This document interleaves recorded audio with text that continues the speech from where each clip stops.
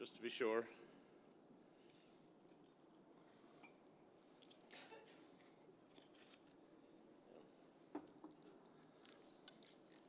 Aruni Generalta, a pre-vigi, agus a cardja galer. Is more an sauce of dum falcha cor roiv galer, huig an fichiu kogal blin tool IPPN. Is blin specialta calura ishot IPPN agus chance kun brana sheer a quid bancha mach agus eganam kena chance fakens dan tautli agus kunnus na deshina agus na douchlan atá roin a vanish do. Secretary General, honoured guests and fellow principals, it is just the most fantastic honour to address this conference in celebrating the 20th anniversary of IPPN. In the absence of our Minister, we are delighted to welcome Sean O'Fowlu to our conference.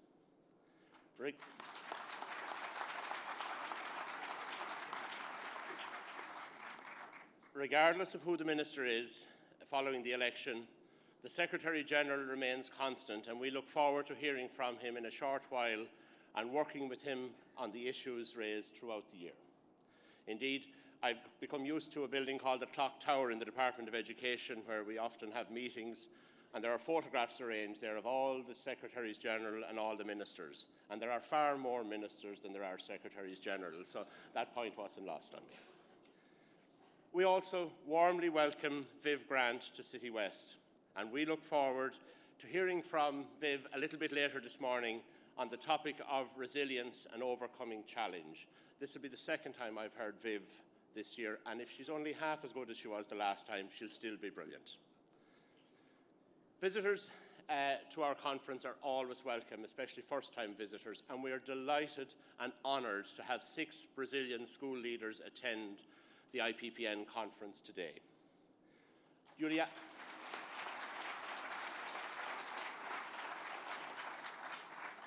Juliana dos Santos, Mariangela Pato, Wellington Pacheco, Joselia Batista Santos, Larissa Brum, and Carol Pereira are all part of a year-long transnational programme running in Mary Immaculate College.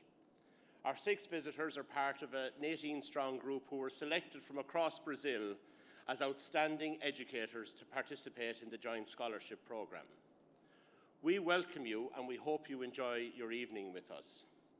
Voce a muito bem-vindo a nossa conferência.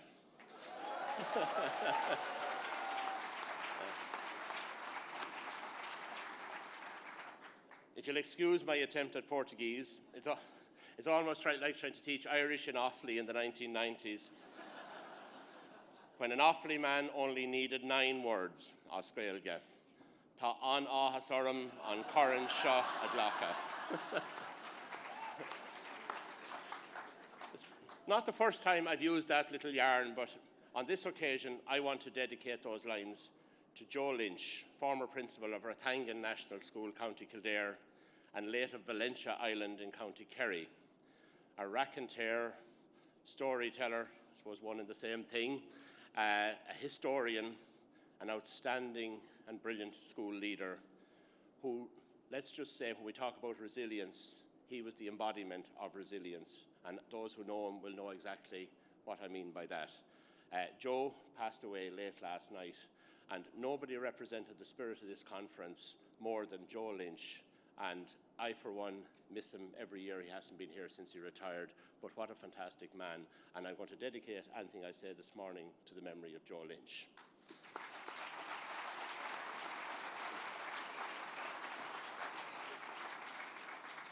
Our theme, Back to the Future, it allows us to imagine that we are in the DeLorean with Marty McFly and Doc Brown taking us back to 1998, when Offaly were All-Ireland hurling champions, National Football League champions, and all was very well with the world. Well, that part of my world anyway. But I was a school leader back then too, and for school leaders and for educators, things were different. The isolation and lack of any supportive infrastructure was at a level which is unimaginable by today's standards. Yesterday, you heard our first president, Jim Hayes, give an inspiring talk on our history as an organisation and the situation as it prevailed before IPPN. Because IPPN was born out of the need to have our voices heard, to ensure that as educators we were involved in and contributed to the development of our education system. We had to shout a lot back then in order to get heard. And from the very beginning, our goal has always been to support principals and to help them personally and professionally. We always aim to achieve the status of education partner, a position from which we could bring the voice of the school leader to the table, every table at which decisions affecting school leaders are made. And IPPN's role has evolved over the last 20 years, from disruptor to influencer, from perceived annoyance to valued contributor. Through inspired leadership and by a recognition by the department that we weren't just calling out problems, but bringing creative and practical solutions, we have become a voice and a key voice at the table. We continue to work every day to ensure that your voice and your priorities are to the fore. We are listening to school leaders every day to make sure that your concerns are heard and listened to and are central to any debate about change. Our approach has evolved, and key to that evolution has been the development of an environment of mutual respect between IPPN and the department. In this regard, following the budget, we did not seek headlines other than releasing a statement outlining our deep disappointment at the lack of movement on the one leadership and management day per week for teaching principals and the restoration of middle leadership posts. We did, however, make the Minister fully aware of our frustrations and those of our members, because when that respect is taken for granted, we still will come out shouting. Principals, particularly teaching principals, are not oranges. They cannot be squeezed until the pips come out and then be replaced by others. We want principalship to be sustainable and a doable job, supported by the services necessary to do it properly, whether this relates to special needs provision, curricular change, or the school building programme. If we continue the drip feed of initiatives, of piling on new duties, processes and expectations at an unsustainable rate, there will be no more oranges in that box. IPPN has long advocated for a calendar of reform, where changes can be made in a sustainable and ultimately a more effective way. Stakeholders are now thankfully starting to listen, and the postponement of the implementation of the new numeracy strategy is one welcome example. This has had the effect of allowing the literacy strategy to embed and for principals and staff to implement it more effectively. But we need more to be slowed down or postponed, starting with the recent announcement about the front-loading of SNAs. More about that anon. Others have mentioned PORIC and indeed the workshop on the PIEW model, which IPPN has developed to support sustainability. And I want to wholeheartedly endorse this approach when looking at our schools. Principalship has to be an attractive career option if the system itself is to be sustainable and if Ireland is to maintain its position as one of the world's foremost countries from an education viewpoint. Because young teachers now have choices, and unless school leadership is viewed as a sustainable career option for our bright, talented young graduates, they will exercise those choices and they will give it a wide berth. When I entered the teaching profession, I aspired one day to be a teaching principal. Being from a rural area and with the threshold for administrative principalship at 250 pupils at the time, there were very few other types of principal, certainly within reach of where I lived. Some of those I admired most in the job, including my own fantastic uncle Vincent Ryan, were teaching principals. I attended a two-teacher school with an inspirational leader called Maura Carr. And I want to remember Maura this morning, 46 years of age. The Lord had other plans for Maura, and I think she's looking down to say hello this morning to me. At that time, which by the way was in the 70s, not the 60s, but the early 70s, the revolutionary child-centred curriculum was coming into force, and the old ways of instructional teaching were fading. Circular 1673 defined the role of the principal in the month that I marched down the aisle in Mount Bolus Church in a white short trousers for my first Holy Communion. Same month.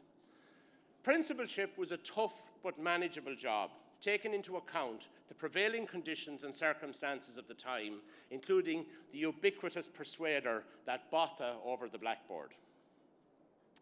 Comparing the job of a teaching principal then and now is like comparing Báidín Ailimi with Stairway to Heaven.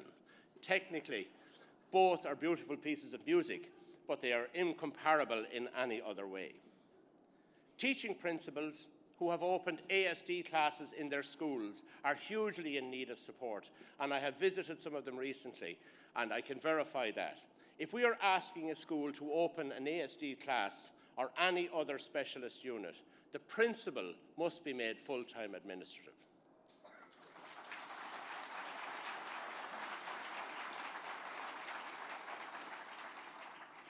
For many reasons, including health and safety, they should also have access to full-time administrative secretarial support. Principals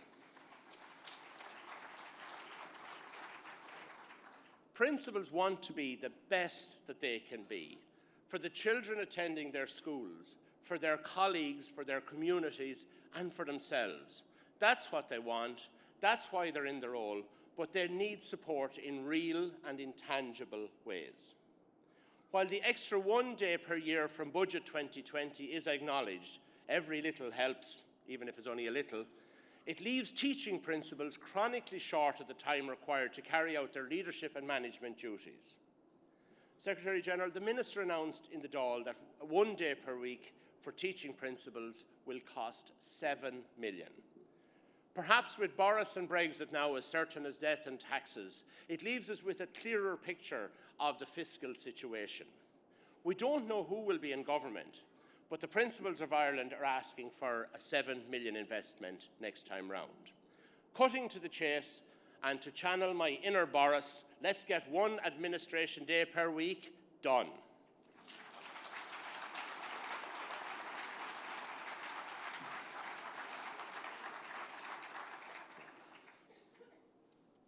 IPPN supports the objective of every child attending their local school, once the setting is appropriate to the needs of the child and it is properly resourced.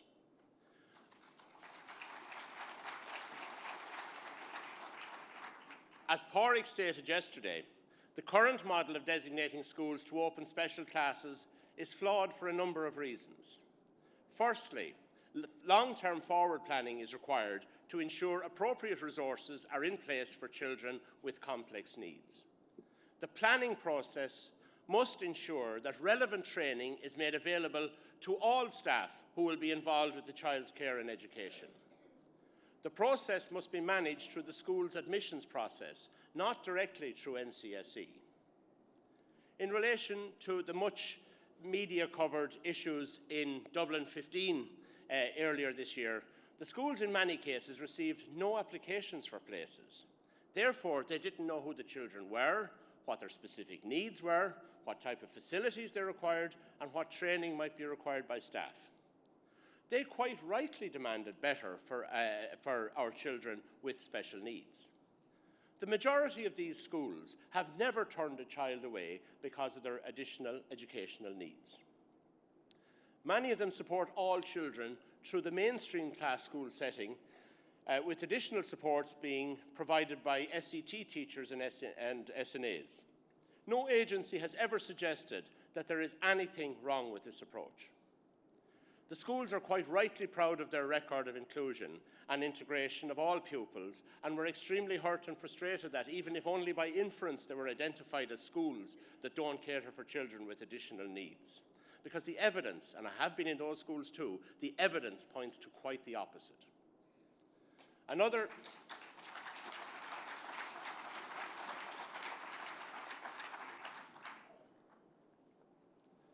Another issue that greatly frustrated schools was that letters were sent in relation to the designation on the day of the school holidays.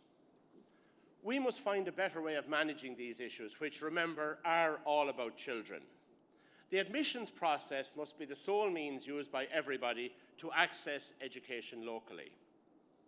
We are aware that there are other areas of the country, and indeed in the city in the last 48 or 96 hours, where this is occurring and may occur in the future. Secretary-General, I would urge you to work with the NCSE to ensure that the approach taken in Dublin 15 is refined to avoid some of the problems we have outlined, and I have every confidence that they will.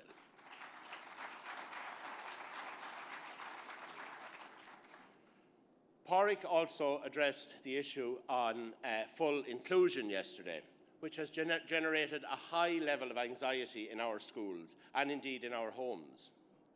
Every child should be educated in the setting that is most appropriate to their needs.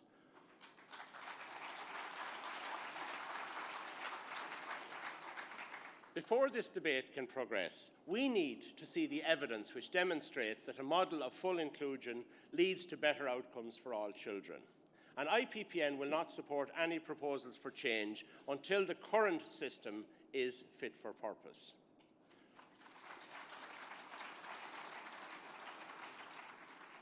We are extremely concerned that we are now 2 years on from the current model being introduced, and it still hasn't been fully resourced. How could we even contemplate any change until it has been? How could anyone be expected to have confidence in the provision of future resources if we haven't been fully financed, if the current model hasn't been fully financed? And that only requires a fraction of the financial resourcing that a full inclusion model would require. The bottom line is that children must be protected, especially our most vulnerable children, and we cannot allow for any possibility that they could be shortchanged by the system. You will also be aware that the NCSE has been running a pilot SNA allocation model in 75 schools since last September. We were a bit shocked to be notified during the recent briefing on the new guidelines of the intention to implement the new model in all schools this September, despite the fact that the feedback from the pilot has not yet been fully assessed. Of the 75 schools, only 11 were represented at the one focus group meeting held to date. This does not constitute meaningful evaluation or consultation.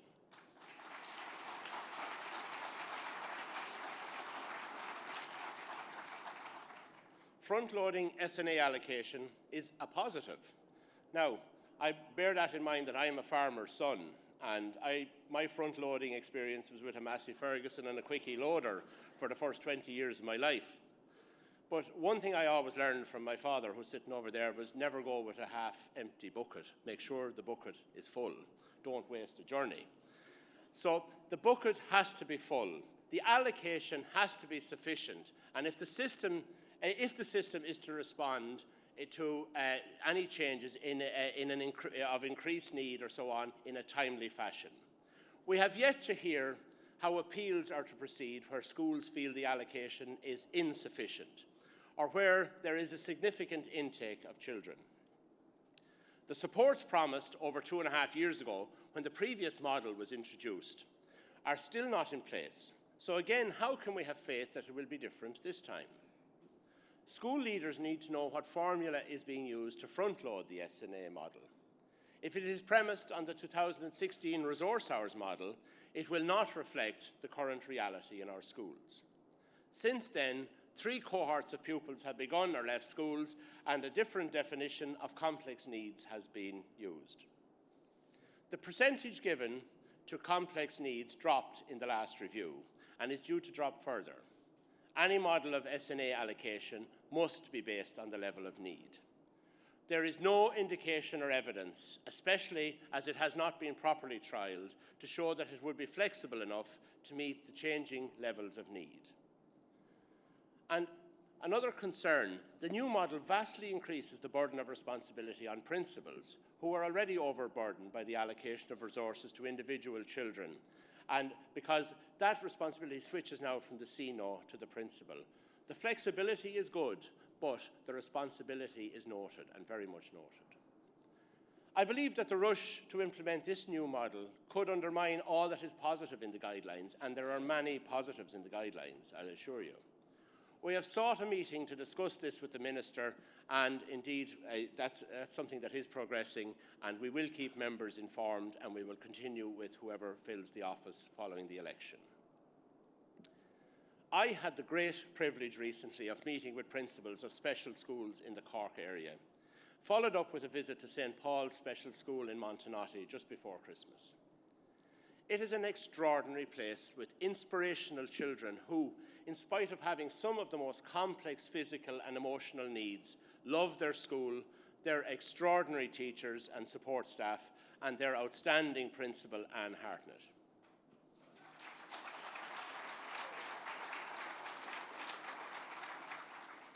Staffing is allocated to such schools under the provisions of the 1995 CERC report, which is in urgent need of revision after 25 years. These are schools who are actually delighted to get in students on work experience, delighted to get trainee teachers, volunteers, and anyone who can help to relieve the stress caused by the lack of appropriate resources. Some of these schools do not even have an administrative deputy principal. Consider for a moment that St. Paul's and her sister school on the same road, St. Bernadette's, have 80 bus escorts, 80 between them. What must Sunday evenings be like for the person in charge of running that operation? I can guarantee you they won't see a whole episode of Dancing with the Stars without the phone ringing at least once. You are well aware of IPPN and how it has worked with our education partners over the years. Only recently, we have worked closely with our friends in NAPD to bring about the Subseeker service, a one-stop shop for employing short-term substitute teachers. This has replaced our text-to-sub service and NAPD's sub-teacher service and places the principal in a position of strength in assessing which of those available is the most suitable replacement. That is, of course, assuming that there are any subs available.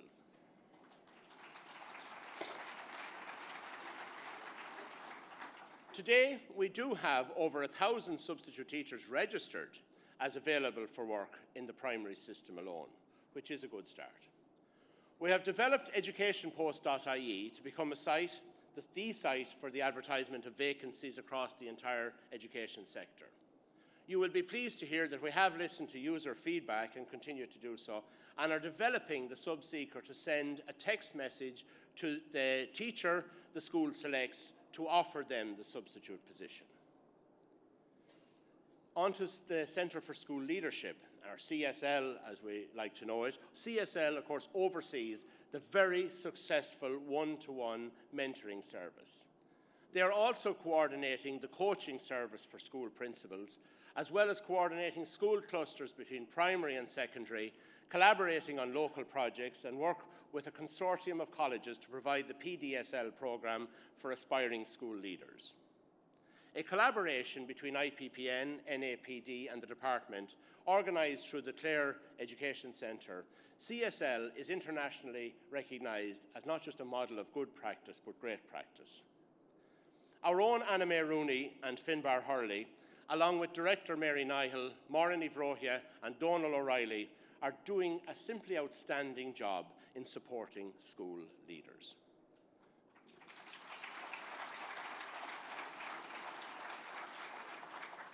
I also want to acknowledge Margarita Boyle and John Henry, I'm on time for this meeting, John, and Jim Mulcairns of the DES for their dedication to school leadership, and we want to wish Jim all the very, very best in his retirement.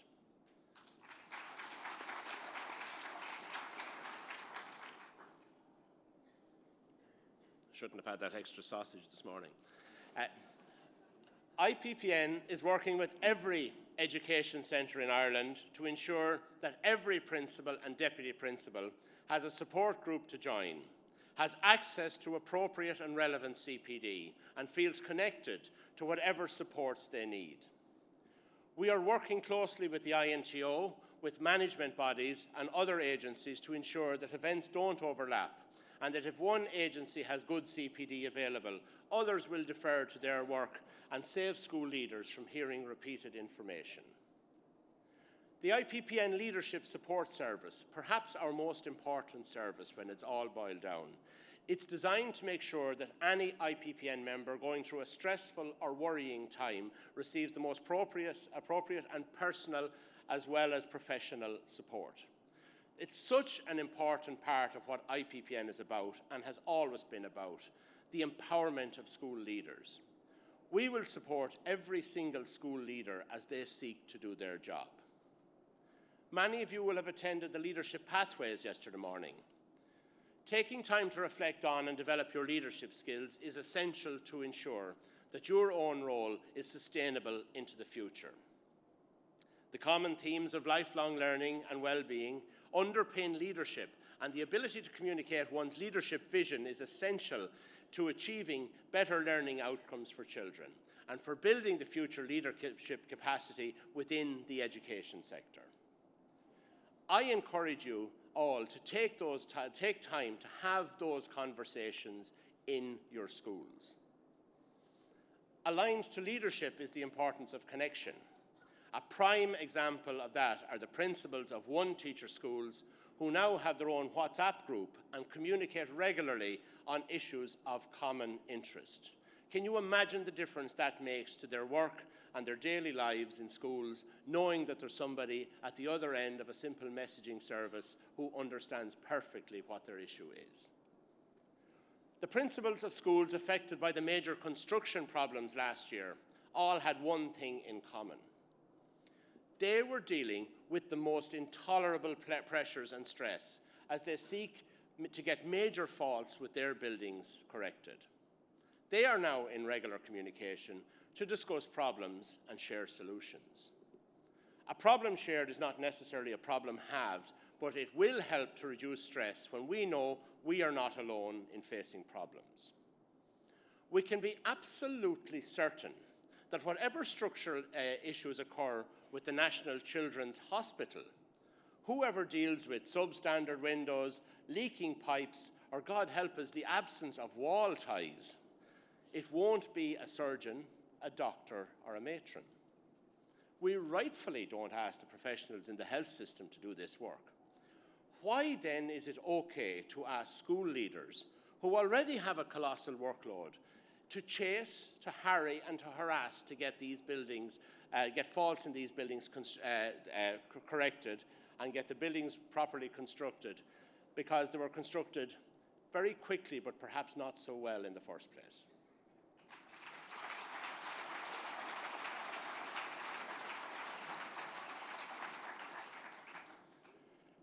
Schools are now in a space where administrative support is essential for every aspect of school life. Our school secretaries are now working complex administrative systems, fulfilling FSSU obligations, populating POD, inputting to OLCS, and a myriad of other high-end operations that they are responsible for every day. They are often the glue that holds the school together. They should have a centralised pay structure and appropriate CPD opportunities to reflect this.